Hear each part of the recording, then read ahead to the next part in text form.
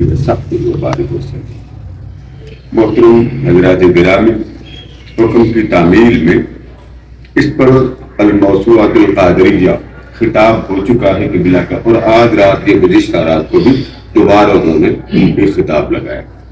میں اختصاراً آج اس کی جلدیں ابھی عربی میں آیا، میں اختصاراً اس میں پہلی دوسری جلد کا تو خلاصہ یہ ہے کہ جب آپ منبر پہ بیٹھتے ہیں تو سامعین کی رغبت خطیب کی طرف نہیں ہوتی۔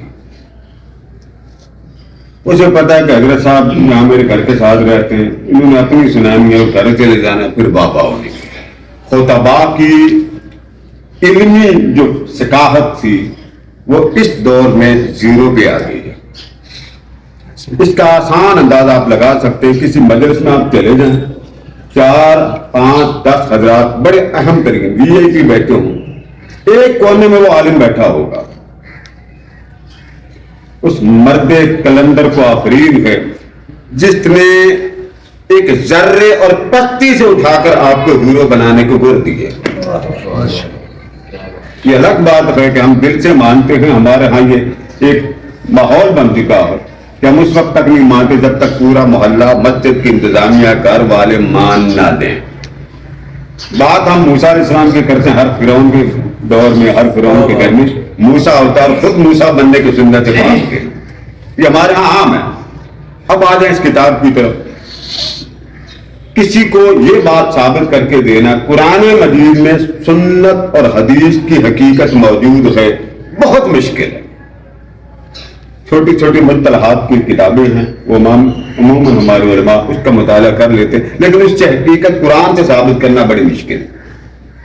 پہلی اور دوسری جلد قبلہ نے جو لکھی ہے اس میں حدیث اور سنت کا حجت ہونا قرآن سے ثابت کیا ہے، ایک بات۔ دوسری بات، عام اصطلاحات ان کو ترتیب دے کر کسی محدث نے بیان نہیں کیا۔ مصطلحات الحدیث، یہ صحیح ہے، یہ حسن ہے، یہ ضعیف ہے۔ قبلہ نے اس جلد میں یعنی دوسری اور تیسری میں آ جائے، میرے ہاتھ میں تیسری ہے، اس میں مصطلحات کو حضور علیہ السلام کی عمر مبارک کی مطابقت دے کے 63 حد تک رکھا، اور یہ پورے گزشتہ 1000 سال کے محدثین کے علم اصول الحدیث کے جو محدثین ہیں ان میں یہ انفرادیت کہ یہ کام اس سے پہلے نہیں کبھی۔ کیا بات ہے، ایک بڑی عجیب بات، مجدد جب بات کرتا ہے تو نہیں کرتا ہے، انوکھی کرتا ہے، منفرد کرتا ہے، لاجواب کرتا ہے، اور وہ بات سوچنے میں مجبور کر دیتے ہیں کہ اب ہم جب منبر پہ بیٹھے تو یہ بات جب پچھلی کرے یا اگلی کرے، ہم اس کیفیت میں متزلزل ہو جاتے ہیں۔ اب میں آپ کو بات جلد میں سمجھانا چاہوں گا۔ امام بہقی سے لے کے علامہ ابن جوزی تک مصطلحات کو اصح یعنی سب سے صحیح تر حدیث کی کتاب کون سی، اس پر تو بحث نہیں، کتاب پر تو بات ہوتی نہیں، نہ امام پر۔ ائمہ نے ایک ترتیب بنائی ہے، الترتیب السبعی فی الاصحیہ، صحیح ترین کتابوں کی ترتیب کیا ہے، صحیح ترین۔ اچھا، اب یہ جو امام بہقی سے لے کے ابن جوزی تک 6 ترتیب کے اعداد تھے، کتنے؟ 6۔ اب میں ذرا جلد سناؤں گا، اور یہ چلتے آئے علامہ ابن جوزی تک۔ وہ 6 کیا تھے؟ اس کے بعد ابن الصلاح آئے، 643 میں ان کی وفات ہوئی، انہوں نے اس میں 1 کا اضافہ کیا، یہ کتنی بن گئی؟ 7۔ وہ کہتے ہیں کہ ترتیب میں کوئی روایت امام بخاری نے لی، مسلم نے لی، ایک ہی وقت میں وہ متفق علیہ ہو گئی۔ دوسری وہ کہتے ہیں جس میں امام بخاری منفرد ہیں، مسلم نے نہیں لی۔ تیسری مسلم نے لی، بخاری نے نہیں لی۔ چوتھی دونوں نے نہیں لی مگر شرط دونوں کی۔ پانچویں یہ بخاری کی شرط پہ ہے، چھٹی یہ مسلم کی شرط پہ ہے، اور ساتویں جس کو ابن الصلاح بیان کرتے ہیں وہ کہتے ہیں ساتویں یہ ہے صحیح عند غیرہما، ان کے علاوہ کی نظروں میں صحیح ہے۔ یہ صاحب میں نے بڑی آسان بتایا، بخاری مسلم اکٹھی ہو، کہیں بخاری ہے مسلم نہیں، کہیں مسلم ہے بخاری نہیں، اور کہیں دونوں نہیں، یہ بڑا آسان آپ کو سمجھ آ گیا ہوگا۔ اب جو اس مرد کلندر نے سوال کیا ہے سبحان اللہ وہ کرنے لگا۔ مرد کلندر نے یہاں کچھ چیزیں بیان کی گئے، میں وہ اشارتاً بیان کرنا چاہتا ہوں۔ وہ کہتے ہیں کہ یہ قول ابن صلاح کو لے کے چلتے گئے علماء، غور نہیں کر سکے، قول غیر مسلم بہ، یہ ایسا قول ہے جس پر ہمیں سوچنا پڑ رہا ہے، اور وہ سوچنے پر ایک مثال دیتے ہیں۔ مثال کیا دیتے ہیں کہ حضرت ابو ہریرہ رضی اللہ تعالیٰ ان سے روایات میں حمام بن منبہ نے، یہ تاریخ حدیث میں پہلے اوائل دور کے ترتیب دینے والے علم اصول حدیث کے پہلے نامور امام، 4 راوی ہیں، ذرا نام سن لیں۔ وہ 4 راوی، نمبر 1 معمر عبد الرزاق، نمبر 2 معمر، نمبر 3 حمام، نمبر 4 ابو ہریرہ، یہ 4 نام ہیں۔ ذرا بڑا دلچسپ، یہ میں آخری حصے پہ آ گیا ہوں، یہ بڑا دلچسپ ہے، 3ری جلد، اور یہ پورا انہوں نے حوالہ دیا۔ 4 راوی ہیں، صحیح تر کی جو اصطلاحات وہ مرد کلندر بیان کر رہے ہیں، وہ کہتے ہیں اگر میں اس زمانے میں ہوتا تو میں ان ائمہ سے یہ سوال کر لیتا، مجھے طنز نہ ملتا، مجھے حقیقی معاف کے کہنا جواب ملتا۔ وہ کہتے ہیں آج میں مجبور ہوں یہ سوال کرنے، سوال سننے۔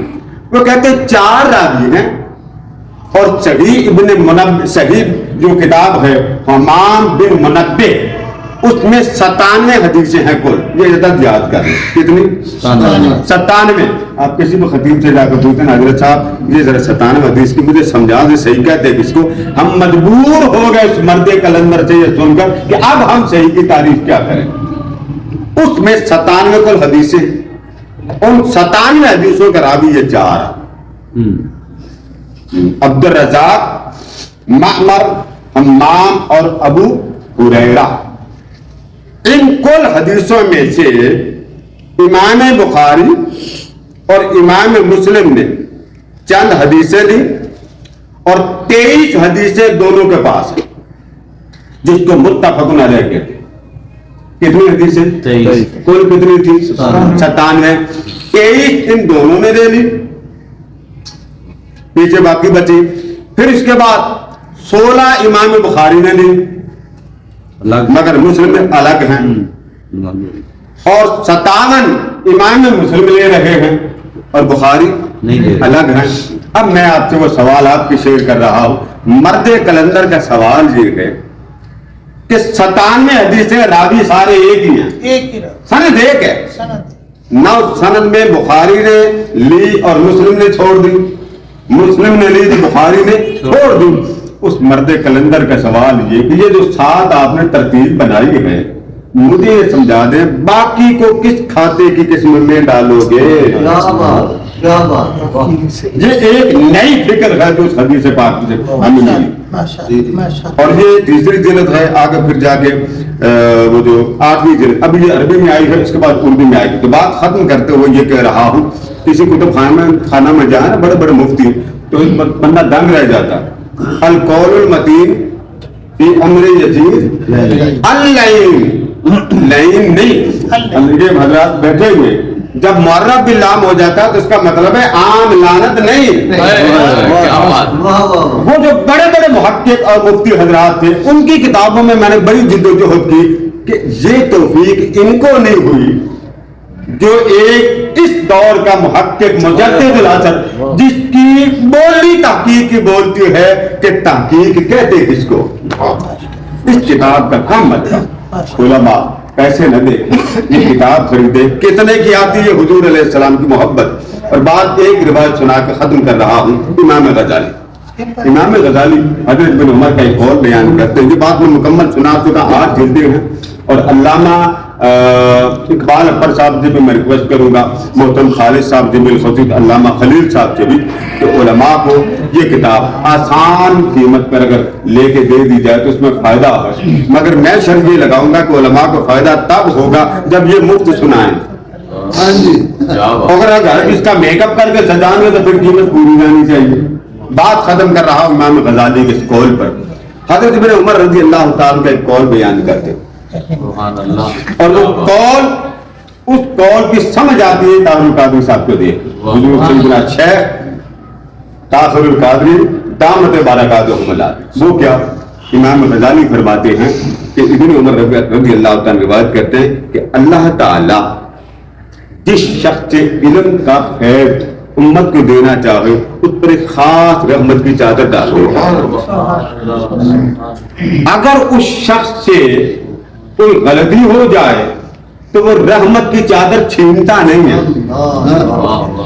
یعنی علم اتنی بڑی شے ہے اور یہ سمجھائی کس نے کہا ہے اللہ اس سے رحمت کی چادر چھینتا نہیں بلکہ کوئی اس سے ایسا کام کروا لیتا ہے جس سے وہ چادر بھی رہتی ہے اور نیکی بھی بڑھ جاتی ہے.